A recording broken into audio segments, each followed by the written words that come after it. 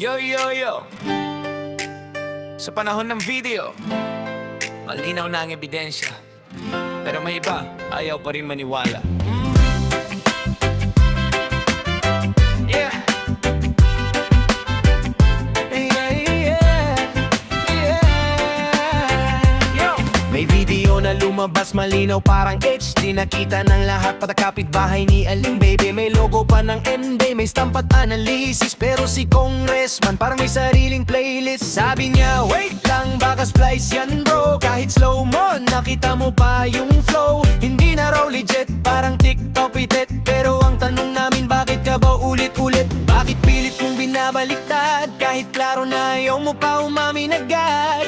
May katotohanan na sumisigaw, pero parang di mo pa rin naririnig ngayon. Tell me just please again, kita na ng bayan, don't pretend. Truth is loud, hindi na maitatago. Pero bakit parang bulag ka pa rin dito? Splice daw, yan ang sigaw. Kahit malinaw, pilit tinatakpan ng ulap. Oh no, no, no, di na kami uto-uto, komi na lang to.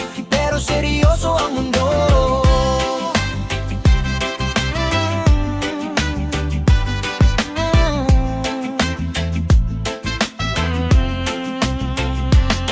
Manifestation dito, manifestation doon. Parang nagpe-pray pero may hidden na mission. Protektahan natin, sabi ng tono. Kahit facts na yung kalaban, ayaw pa rin sumuko. May PowerPoint pa, may speech na mahaba. Pero yung logic parang nawawala sa mapa. Sabi ng netizen, kuya ano ba yan? Parang script ng pelikulang kulang sa katapusan.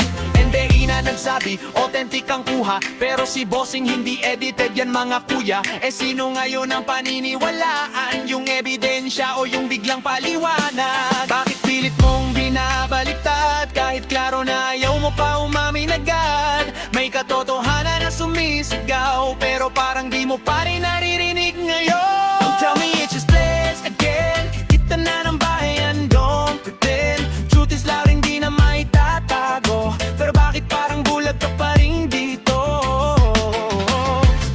Splice daw, yan ang sigaw. Kahit malinaw, pilit tinatakpan ng ulap. Oh no, no, no, di na kami uto-uto, kamaminin na lang to.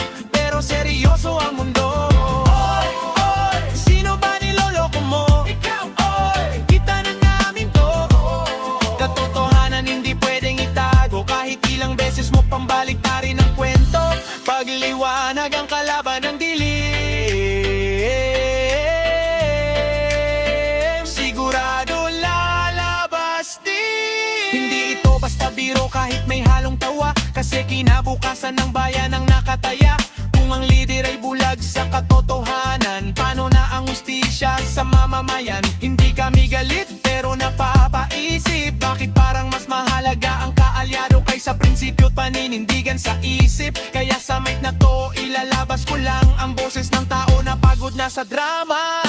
So tell me it's just blessed again. Tumbing na ng bayan, don't pretend. Truth is loud, hindi na maitatago. Panahon na para harapin mo to.